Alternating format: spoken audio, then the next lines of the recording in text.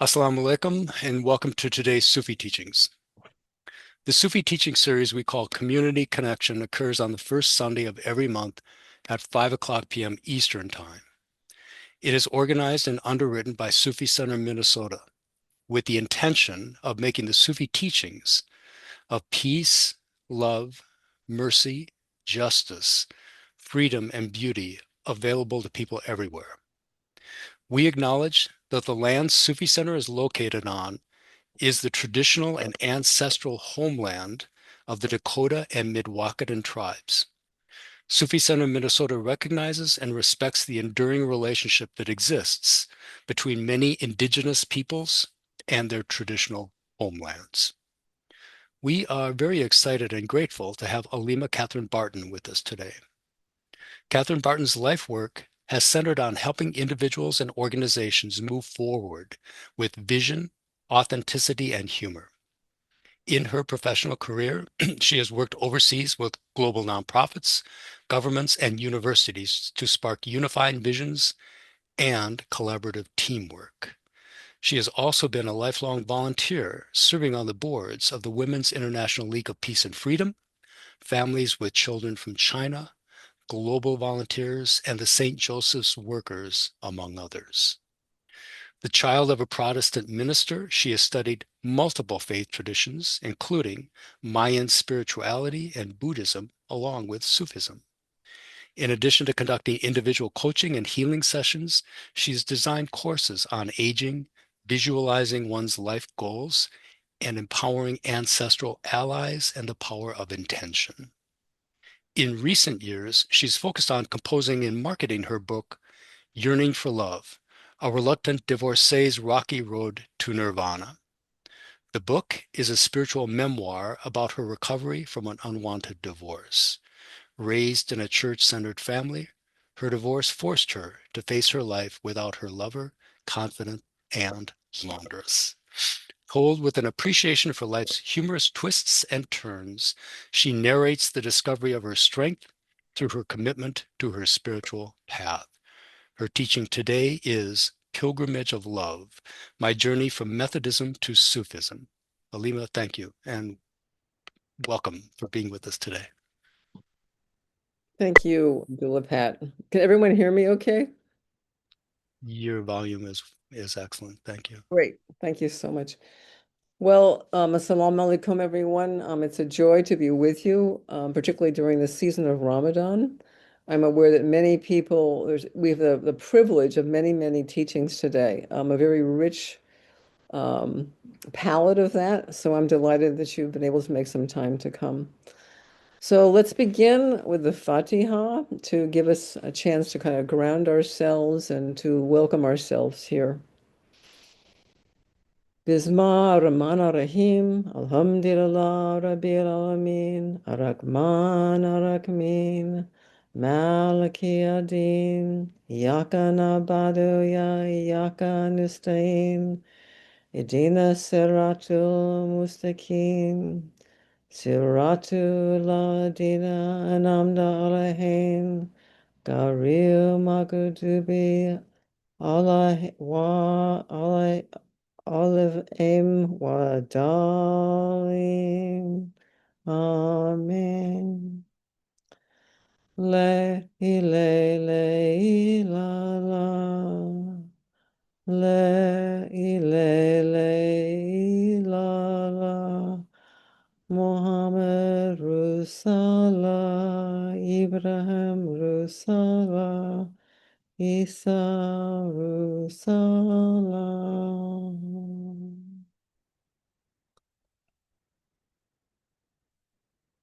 Why don't we just take a few minutes and breathe into or go down into our spiritual heart? That incredible gratitude for being on this path, the privilege of being in community, being part of a Tariqa that has gratefully supported me so deeply, um, and being grateful that we've taken the time to come out of very busy lives, very busy days, and just settle into that comforting place where that divine love is always present, to breathe in and out knowing that we have the luxury and time of connecting with ourselves and the knowledge of Allah and that divine love, which is always surrounding us, but we often forget that it's there. So let's just breathe in and out for a few minutes and feel that love.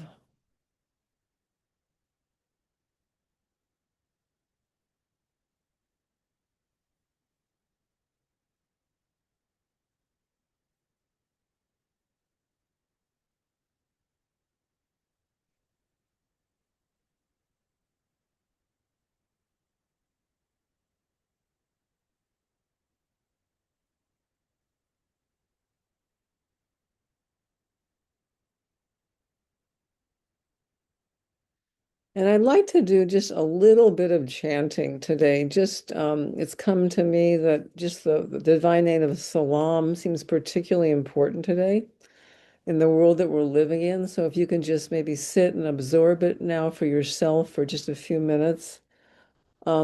Let's just allow that name to kind of wash over us for ourselves and for the world for a few minutes as we just spend a few minutes coming together. Ya Allah, Ya Salam. Ya Allah, Ya Salam. Ya Allah, Ya Salam. Ya Allah, Ya Salam. Ya Allah, Ya Salam. Ya Salam. Ya Allah, Ya Salam. Ya Allah, Ya Salam. Ya Allah, Ya Salam. Ya Allah, Ya Salam. Ya Allah, Ya Salam. Ya Allah, Ya Salam. Ya Allah, Ya Salam. Ya Allah, Ya Salam. Ya Allah, Ya Salam. Ya Allah, Ya Salam. Ya Allah, Ya Salam. Ya Allah, Ya Salam. Ya Allah, Ya Salam.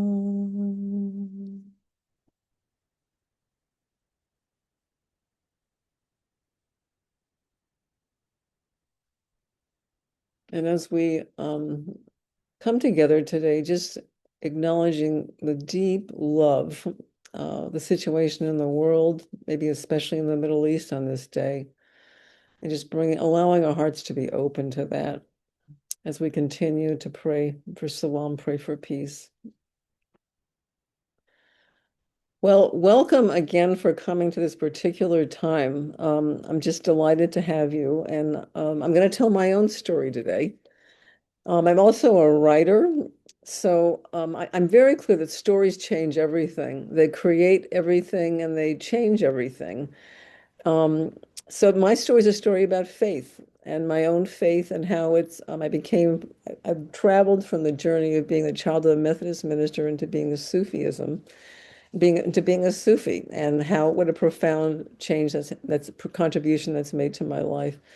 There's actually a quote from Willa Cather, and she says there's only two or three human stories, and they go on repeating themselves as fiercely as if they had never happened before.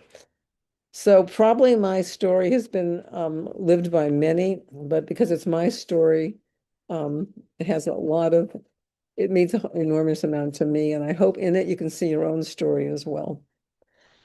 So I come from a childhood of deep faith, and I've had many experiences with a lot of different faith traditions, and some of them have been really, really nurturing in many different ways, but they've all had their challenges. But I really want to talk just at the beginning now and to hear a little bit from you about what has drawn you into what has drawn you into a spiritual path. As I said, I was born into a spiritual family. My father was a Methodist minister. I had two grandfathers also who were clergy. And there were great joys and challenges. There was great support, but there was also a lot of obligation and difficulty in my faith path. And when I actually started very self-consciously finding a different path, which was in about 2008, what really pushed me forward was I felt like I was angry all the time. And all I knew was I just did not want to be angry. And so that was really what pushed me into my own spiritual path. So I am just curious if any of you would be interested in sharing what was the impetus toward your own spiritual path. And you can come off mute now. Anybody who would like to share about that, that would deepen our time together if anyone would be willing to share. Yeah, you can either raise your hand or, we have a group that's not so large that if you just want to unmute yourself and speak, that's fine as well.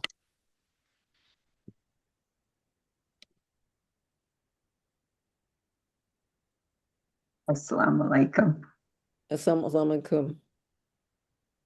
I was on Facebook and I saw Sufi University.org maybe, and it said if you sat in, they would give you a week's prayer. And I thought, gee, I wonder how they pray. So I put in for it. And every day I got a video and a story from Alima Adderstein. And I can feel the feeling every time I think or speak of it. I sat there and listened to her, and it's like, what is there about this lady? I mean, she's pretty, but she's beautiful. That's all I could say. It's like, what is it? And I felt that way every day. And then they had my email and they sent me stuff, and I thought, I got to check this out. And it took about a year ago, I thought it was their essence. I mean, I could just feel it. I probably got, I didn't realize I was getting transmission too from her. And it was the most awesome experience. I'm very grateful. Here I am. Thank you for that. It's kind of a Facebook invite to your spiritual path. Yeah. Great. And what was speaking to you, do you think, in that? Anything else you can identify about what drew you at that point forward? Well, the prayers were probably her stories. Okay. Always tells good stories. But her essence was just, it was amazing. I had to find out what it was all about. Thanks. Thank you. Anybody else want to share?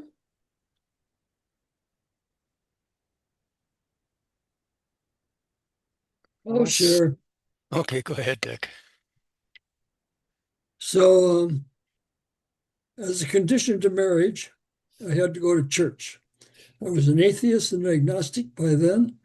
I had been raised in the Christian Science Church and I saw its fallacies. So my wife was an Episcopalian. I wanted to get married, so I said yes. And she's had a desire for God. And but we kept going to Episcopal Church, congregational churches, and so on. But nobody was living a Christian life. They were all phonies. Not all, but nothing serious. So then we got into Buddhism, Hinduism, Judaism, and then by some miracle I tripped into Sufism, and here I am. And I am grateful because the God of our understanding doesn't have a lot of trappings. Love, love, love. Mm. And with that, I'll pass. Thanks. Beautiful. Thank you for that, Dick. Well, each of us, sometimes we think about that, sometimes we don't, but I think it's really it's every now and then important to touch back on what brought us here. I think it also tells us how far we've come. So I'm going to talk a little bit about my story and kind of my twists and turns and on the rocky road.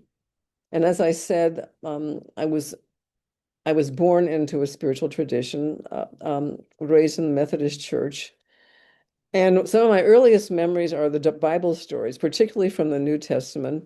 One favorite one was about, there's a story about Jesus and the tax collector. This guy's, his name was Zacchaeus, and that Zacchaeus actually climbed up in the tree to see Jesus, and the tax collectors, of course, were not people you should be hanging around with, and that Jesus invited the tax collector actually into some sort of a I believe a seder or some sort of a faith gathering, and how this was an unpopular thing to do, but the whole notion of welcoming I found very, very beautiful. So then my grandmother also had a lot of stories about that. But the other one was in my particular church, they had all these pictures of John Wesley, who was actually the founder of Methodism. They were, kind of artistic portraits. And he was kind of an amazing guy. The story that we were told as we were growing up in that church was that John Wesley had gone to a meeting and he felt the phrase we use is he felt his heart strangely warmed. And it was from that that he actually ended up founding Methodism. And there was really underneath the Methodist tradition a very sort of mystical feeling of warmth of the heart. He was a very courageous man. He started the Methodist Church in response to against the Church of England and was very punished during his lifetime. But so it was also a story of courage. So that was a beautiful part of my upbringing. There was also an enormous amount of service. My father actually helped put together a clinic in Guatemala, which is actually still going on. He helped establish a camp for starving children during a civil war in Nigeria. And I got all the kids in my high school to sew these little bags, and we went door to door and raised money for this bus to actually help these kids in this camp. So service and faith were really very much a part of my life. That was really kind of part of who I was that whole notion of service. So there was a lot of very nurturing things, and there was also a lot of obligation that I didn't want anything to do with. So, like many families, my family was pretty ruptured when I grew up. My mother left the home when I was 8, and my grandmother came to live with us. And my grandmother was very big on the Old Testament, particularly. She told us a lot of stories about Daniel in the lion's den, about when he refused to bow down to the local gods and how he was put into the lion's den, but actually that God closed the mouths of the lions and he was saved, and about his compadres, Shadrach, Meshach, and Abednego. They were thrown into the fiery furnace, but they were not burned. So a lot of very miraculous stories of courage, but also very scary stories. And also about there was a lot of vengeance about the people that were on the other side. So faith, he had comfort, but it also had a lot of fear in it. So as I went off to college, I basically was extremely happy that I didn't have to have anything to do with this anymore.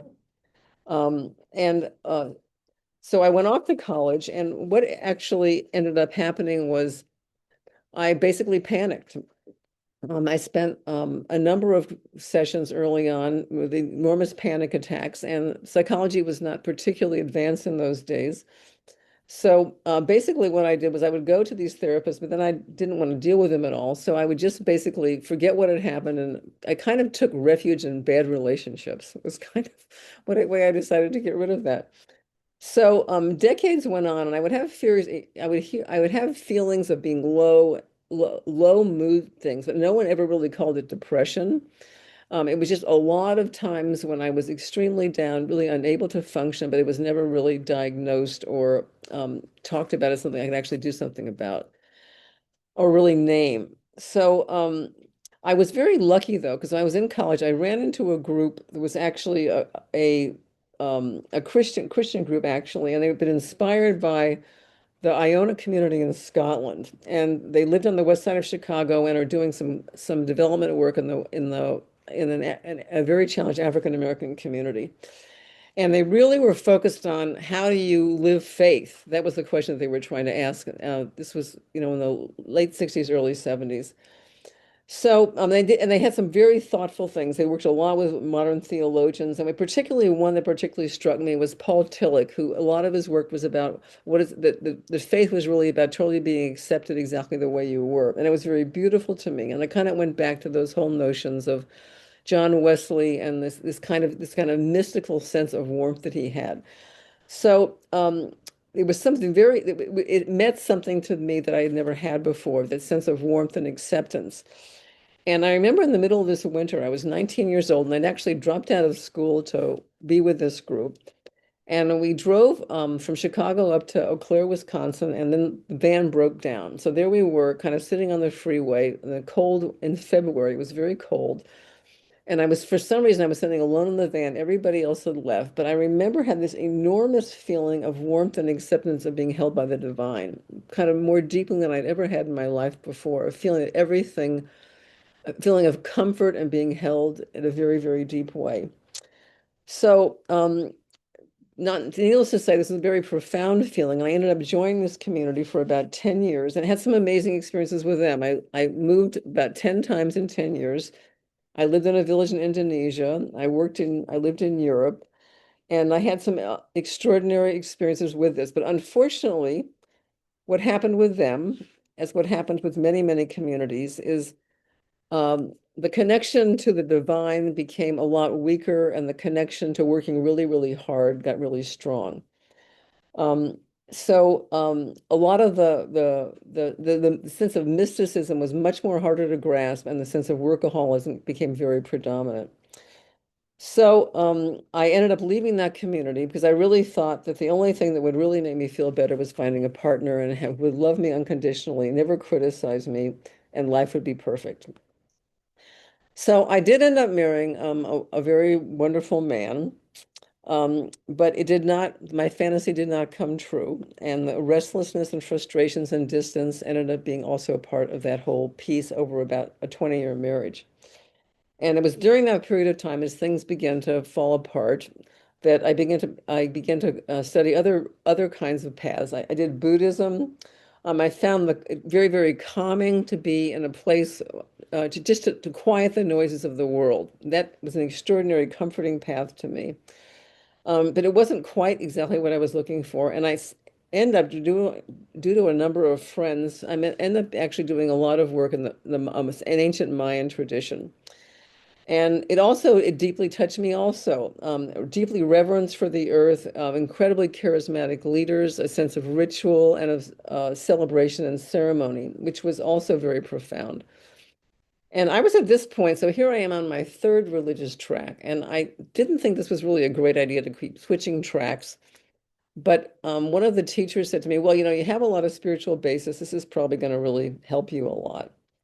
So I did end up studying that pretty seriously. That passed for about 4 years. And a key part of that was we talked a lot about the images, attitudes, opinions, and beliefs that actually form the identity that we have.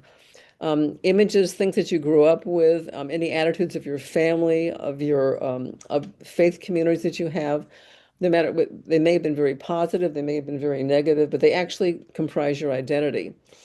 And what ends up happening very often is that these attitudes actually end up stopping you and paralyzing you. And I was finding out the same thing, that because I had been a good girl, sort of, in my life, I thought that I would be rewarded by having a problem-free marriage, and it would go the way every storybook does, that everything would be perfect and so forth.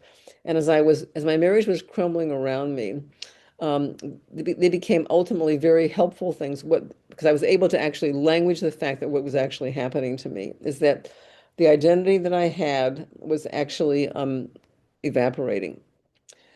And so I had to decide to leave the marriage, basically to save my own humanity. I had a lot of dreams about just my own death, but it was time to leave. And it was the most painful decision of my entire life. And I asked myself, how could I survive emotionally, spiritually, and economically on my own? And I also had a teenage daughter at the time. So I started writing a book, Yearning for Love, A Reluctant Divorcee's Rocky Road to Nirvana. And as in the many ups and downs that happened after my marriage was over. And as one of the editors read it, she just said, were you suicidal during this book?" And I was surprised, and I said, "No." But the depression that I've been fighting most of my life, I never had identified, started to become more and more apparent as I started to craft a life for myself. So I wrote the book that of course, I thought as writing a book that it was going to save everybody else's life because it was going to be so special. But what I realized, it was actually a story that saved me.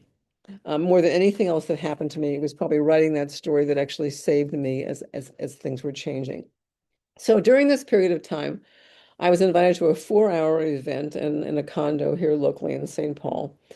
And it was a small Sufi retreat. And as I walked into the condo, it was like an enormous weight had fallen off of me. And I didn't understand it. I didn't know anything about it, but I was at least curious about it. So I followed up on it, and I ended up in a session with, of course, many of you know Ibrahim Jaffe, and ended up actually speaking with him personally after the session, which intrigued me enormously. Because at the time, I also had Lyme's disease and enormous issues with depression, which I was sort of starting to understand. Well, he just looked at me and he said, "You need to start doing the 99 names an hour a day, or you're going to get really sick." And I started doing it, and it made no sense to me. It didn't make me, it was not intellectually interesting at all, but I started doing it and I started to get better. So I think one of the most extraordinary things to me about Sufism is sound. Um, I've always been somewhat musical in my life, but one of the descriptions about Sufism, it says the sound of the Arabic language, which I'm sure everyone here knows, is a sacred language. It's central to its mystical practice, serving as a vehicle for divine remembrance and ecstatic communion. Utilizing the rhythmic, poetic, and resonant nature of Arabic, particularly in chanting, Sufi poetry, and the sacred sound, aims to transcend language to experience God directly, often in musical gatherings known as zikrs. What has been so interesting to me about Sufism is it wasn't something I could put my brain around. I lived my life pretty much for my intellect. That is what had saved me in my childhood when I had when my mother left the family. My intellect had always changed me, and it was not saving me at all. It was somehow the sounds were starting to save me in a way that I could not understand, made no sense. But it also, something was entering my heart that had, as I had talked about in my heart, known about in my heart. Something was entering my heart, which had bypassed my brain and starting to heal me in a way that nothing ever had. So my depression got better. I got cured of Lyme's, and I continue to deepen. I'm in my third year of study now, and I feel much closer to that 19-year-old who was cold in a van, who was somehow feeling this extraordinary feeling, mystical feeling of comfort and love that I've ever felt in my life. Not to say that life is not often extremely difficult and extremely challenging. So, the path I've had, I still feel sometimes uncomfortable with many traditions that I'm a born Methodist from many, many generations. I've done Buddhism, I've done indigenous Mayan tradition, and now I'm doing Sufism. But about a year ago, I was sitting outside in Sedona, under the stars, and I had this extraordinary feeling um, of what we call unity in Sufism, of just everything was one. That there is not one path, there is not one discipline, there is not one one way that has the divine. The divine is in every tradition, it has its own extraordinary gift, and just having this incredible feeling of oneness and unity. And I write my life right now. I often go to a river ceremony on Sundays. I often go to a Protestant church, and I still do some Buddhist retreats. And they all give me something, though this particular practice, the practice of the divine names, of the extraordinary healings I've had with the incredible healers we have, that has been the thing that has taken me most deeply into the divine in a consistent and amazing way. So, I was thinking about what are the ways that I've been most deeply transformed by this particular path. And I think a lot of it has been is it's confirmed very deeply things that have always been part of my life. I think that the ikhlas, the ikhlas that we say in Arabic, it means sincerity, purity, a refinement of intention in Islam, referring to performing actions solely for the sake of Allah without hypocrisy. It's also the name of the 112th chapter of the Quran, which emphasizes the absolute oneness, uniqueness, and 112th chapter of the Quran. So this deep integrity, the same as my grandmother talked about Daniel in the lion's den, this integrity and this courage, that whole notion of just knowing something's right. That is a deep part of Islam that has been part of my life, and I think has been deeply confirmed by living in this way. Also, the tradition of service. I grew up very much with service with my father, and incredible dedication to that. And I'll talk a little bit here as I'm finishing up about a little bit about Ramadan and service and how comforting that's been as a way. The other thing has been just the extraordinary emotional stability. I mean, I have tried everything in terms of depression, in terms of medication, therapy, and nothing touched it except the work with Sufism. I do not have the anger I used to have, whether it was my desire to blame somebody else, which was always a whole lot easier to me. I actually, most of the time, I think things are pretty funny. That if something goes wrong, it's really sort of hilarious. I just came back from a trip, which was supposed to be perfect, of course. And I was going to go hiking in the Blue Ridge Mountains. Well, by the time I got there, it was 1 degree below zero. There wasn't any hiking in the Blue Ridge Mountains, believe me, unless I would have been blown off of them.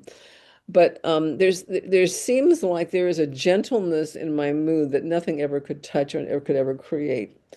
It's been the most powerful, getting rid of the depression that I really didn't know that I had, mood-wise, has been one of the extraordinary God-given gift to me, and so profound. And I had to get out of my head, and nothing was doing that. I wanted a faith that would help me in terms of the toughest of time that entered my heart, and this is the one that has done that. The ability for Sufism to enter the heart is an extraordinary gift. So I thought I would talk a little bit about Ramadan, which is, of course, we're in the middle 10 days, which is about forgiveness. And I just thought I would read, Fauzia's has a book, the sort of companion to Ramadan, and today is the 12th day. And the two qualities are zakat and sadaqah, which are alms and charity. I guess this is also another affirmation of what I was raised with. My father was actually given a full scholarship to Duke University when he entered it. His father had died, and they took him free of charge in the late 30s. And years later, he paid them back in current money. So there was always that sense of giving back and of alms and of charity. So that is a familiar topic to me, and a beautiful topic in terms of how we look at that in Ramadan, in terms of the whole contribution of Islam. So I'm just going to read a few pages of what she has to say about this 12th day of Ramadan and the alms and charity. For every one of his bones, every human being should pay alms every day the sun rises, justly between two people who are quarreling is charity. Helping someone ride his animal or lifting his luggage is also charity. A kind word is also charity. Every step you take to go and pray in the mosque is like charity, and to remove from the road a potential cause for damage counts as charity. It has been imposed on Muslims to pay every year a zakat aims of 2.5% of their capital, which goes to the poor and needy. The sadaqah is a voluntary charitable contribution which can take many different forms. The zakat, this obligatory contribution, is a given percentage of their own wealth that rich Muslims give the impoverished out of contentment with and surrender to Allah, so they may satisfy their needs of effort without having to beg. Zakat is therefore alms we give with gratefulness in our heart for the blessings we live in to those who have a different fate and cannot cover their needs. All Muslims who own a certain amount of wealth are subject to this contribution. Ever since they were ordered to fast, Muslims have considered Ramadan as an opportunity to spread justice and helpfulness amongst the people. They have endeavored to fight famine, to help the poor, and to support the orphans. Since the very beginning, those deeds have been stamped on the Muslim's heart, and they have unified the Muslim community in mercy, rahmah, just like our Prophet demonstrated through his own life. Gratitude floods our heart when we are given the honor to be able to give, when Allah puts us in a position where we can taste and experience goodness and community spirit. We all know that everything can change in a moment, and all of a sudden we find ourselves in the opposite situation. Alhamdulillah. Praise be Allah in every state He gives us. The word zakat comes from the root ZKW, and it means to cleanse and to purify, but also to multiply and to grow. When we give out of love for Allah, we become receptive to His generosity, to His divine name, Al-Karim, the one who gives endlessly, the endlessly generous, the endlessly charitable.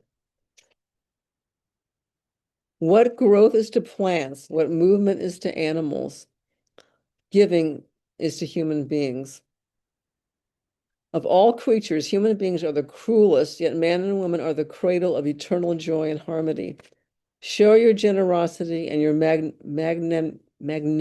magnanimity by going along the path of your own transformation, by fanning the fire of the love for Allah in your heart, and by learning to transform through that fire everything in you into a blessing for all of creation. So if people, so one thing I was thinking as I was reading this of just what it's been like to, I think probably most, not all of you, but several of you I know are from the Twin Cities. It did make me think of particularly over this past couple of months when we've had a different situation in our community where we've had a lot of immigrants, particularly that needed food, and I ended up being in many situations where buying a lot of food for a lot of people who were unable to leave their homes, and how really grateful, how happy I was to be able to do it. And it was people that I would never have ever been in contact with, but through a number of networks, ended up being in a situation where I was able to do that. And just the absolute joy of being able to be part of something that was just a free contribution. So I wondered if anybody would like to talk a little about in this time of Ramadan or this whole notion of alms and charity and the gestures that you find yourself doing and recognizing and anything about that during this season that you might want to share, what that's like for you.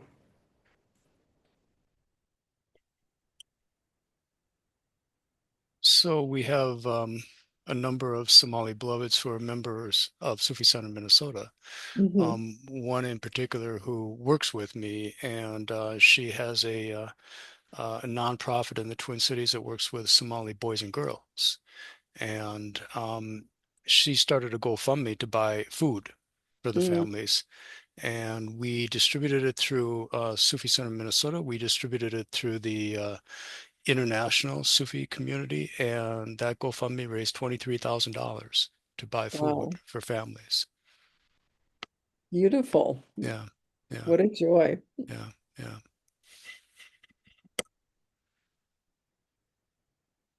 So on the one hand, these past weeks have been extraordinarily challenging. But on the other hand, they brought people together. Yes. People who in other circumstances might not have come together, but they all came together to support each other and care for each other and defend each other. And it's um, I've never been so proud of my city Mm, than these past few weeks. yes. And I would add to that the courage that came forward from people and people having to do things they never ever thought they would do. Um, I just thank you for mentioning that. I feel the same way.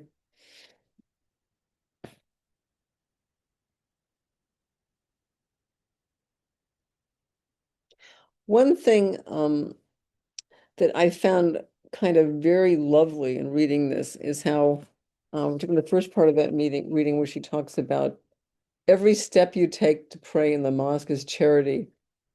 The little gestures that we do are charity. Sometimes we don't acknowledge enough the charity that we do.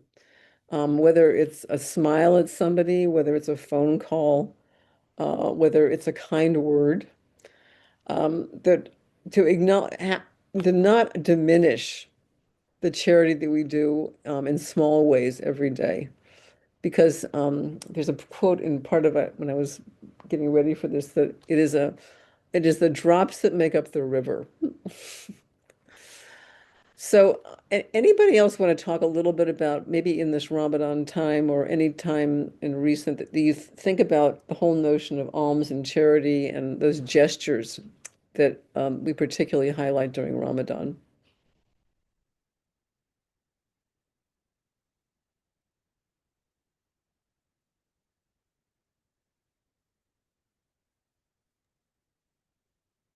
Alima, is it okay if I speak? Yes, please. It's Go ahead. Amina. What came to me is a little different twist to the source through whom all blessings flow. When I think about giving, I've been brought through my heart to consider that any money that I think of as my money is really Allah's money. Mm. And I found that that makes it easier to let go of managing the funds in a certain way. I allow Allah in.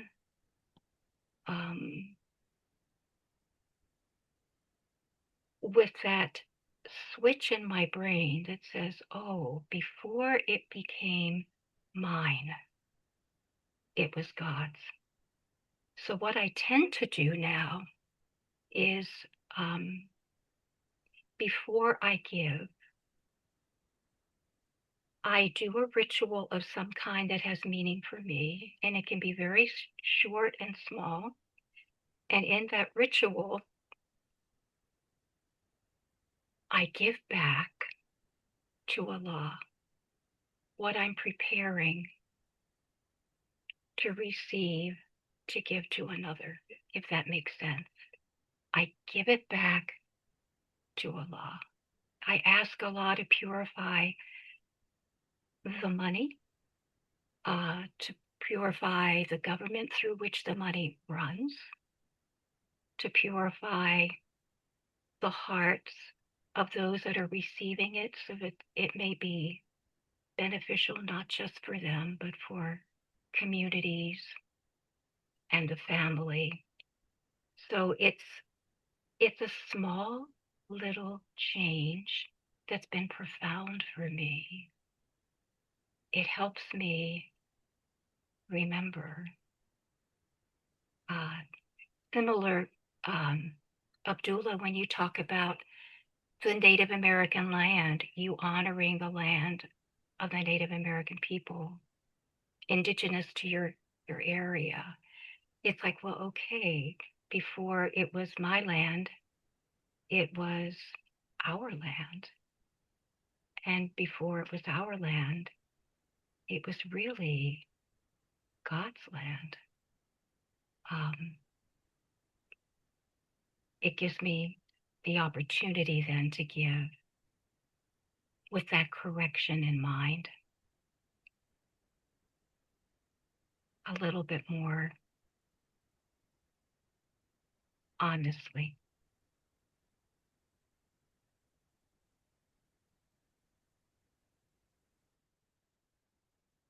Beautiful. Thank you, Amina.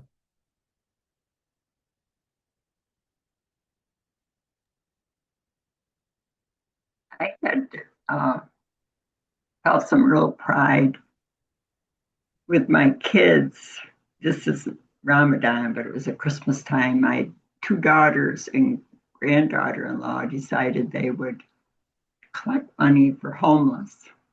Not money, but whatever. And they put out on Facebook, Angela, she lives an hour and a half from here, and they collected $85 and they came downstairs in our community center and bagged it all up. It was over 60 pair of socks. There were scarves and hats and coats. And my daughter, who lives away from here, she took it to a friend of my granddaughter-in-law's who is near a center down there. And I think it may have been the Native Americans, which really pleased me because I love the Indians. And they said that they've never seen such wonderful items and so much coming from one group is what that was. And it was all in, it was new. I mean, people in my building were buying stuff and I was so proud of them. It was really a great day. And my 9-year-old great granddaughter was sitting there and she was packing away and she was, I mean, it was good for the kids too to see that. I'm hearing a lot of joy from the giving. Just the ability, the joy that actually comes from taking those acts of generosity. Yeah, and a couple of years ago, my grandson-in-law said to the kids, they had Christmas, and they go, "We got a lot of food here. How about if we take it to the homeless?" So they packed it up and got in the car. They all got in the car and went into the city, and it just does my heart a lot of good to hear that. Beautiful.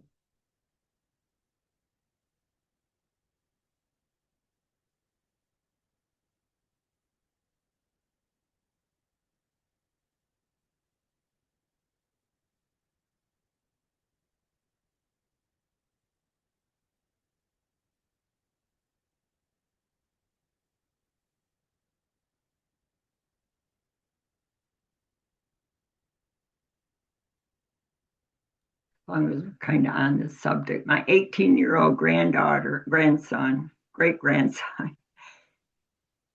he is the most amazing kid. When he prays,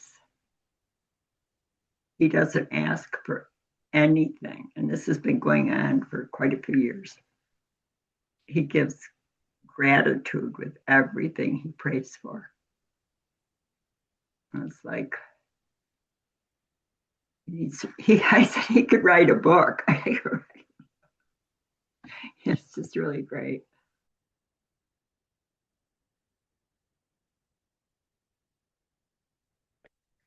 So one sort of ordinary gesture, I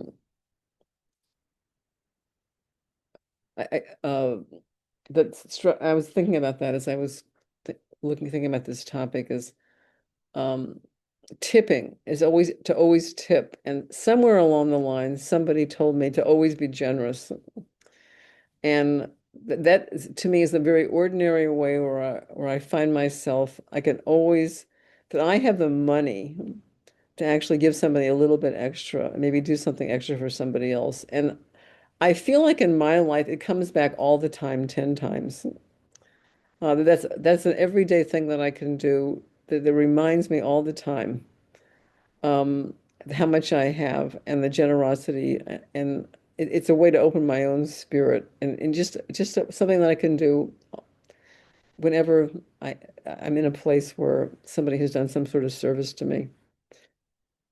Anything else anybody wants to share about the whole notion of alms and charity, or this Ramadan, or there's others, or else to talk a little anything that was sparked about the reflection on your own spiritual journey during our time together, or how anything that is maybe has come forward to you, perhaps during this time of Ramadan for you.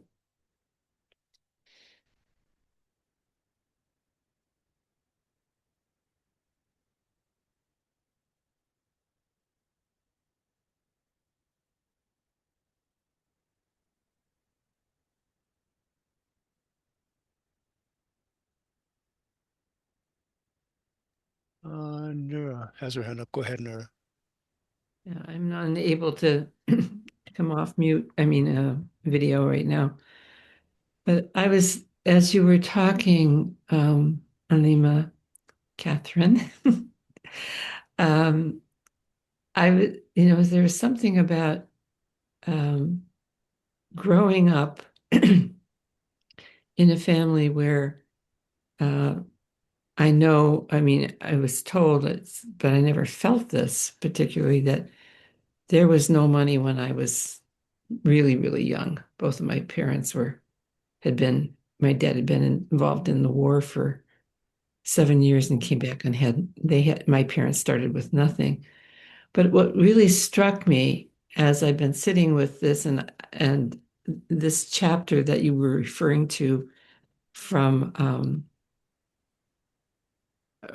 Fauzia's book today was kind of really deep in that, was that my parents were always in service. Hmm. And there was no saying you have to do service. It was just that, okay, you're old enough. Here's a thing that you can do for the family. You can set the table or you can clear the table, and then that moved out as we got older and we could find our way to some place that we had made a commitment to, that we were in service every week. And so when I was reading this section, it was like, I haven't been on the path that long. And yet, I look back and say, I probably have always been on this path, but the Sufi path in particular. And realizing that I understood zakat, but I never had even heard of the word sadaqah, and how much that place of just being able to recognize that it wasn't even conscious very often of how much I just naturally do some of the things that she had mentioned. That smile, walking into a store, because as you know, I also live in the Twin Cities area, where I frequent a lot of stores where Muslims and Hispanics are frequent, and just being able to just smile, and for the Muslims to be able to say Salam alaikum, and looking at their surprise and then this softening that happens for them. And so there's a joy in that, but it wasn't like I needed to pat myself on the back. It was just like it just came through me to do that. And I'm so incredibly grateful for that place of how my parents opened up Mm. who Jesus was for me, growing up Catholic, to looking at continuing to see that that's really true about this path and their understanding of Isa, and there seems to be just such a sweetness in doing that. And so it kind of is this, for me, this balance of, oh, there's the monetary pieces that I give, but there's and not seeing that I was actually doing that at this interpersonal kind of place, where whether I'm bringing food to people or just greeting them or smiling at them or walking down the street and looking somebody in the eye, and how transformative that is. Mm. So I thank you for bringing that forward. Thank you, Pat. Nora Pat. Catherine and I go back a long way. Yes, we do. And it's a blessing to see you again, because it's been a long time too. So thank you. You too.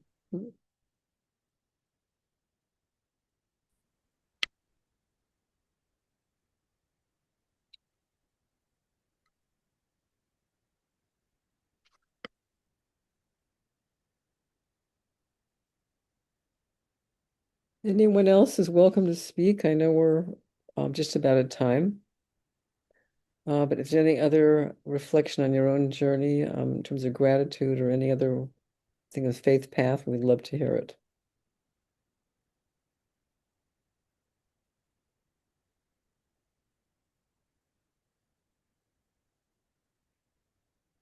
I'll go again. I was grateful being in Texas and finding out about the halo meat. And I came home and I found a market. And it's so wonderful going in there. People are going in and out, and they're assalamu alaikum, like assalam. It's like, this is so wonderful. You don't find that in the other stores. Plus, I'm grateful about the meat. It's well worth purchasing.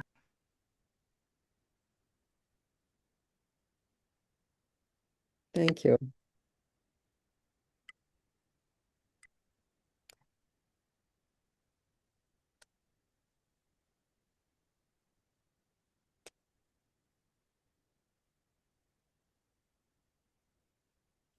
Well, I'm just grateful to all of you for your beautiful sharing and for an opportunity to share just some special time with you to hear about your own journeys and the tremendous way you've contributed. And as you contribute to yourself and to Allah.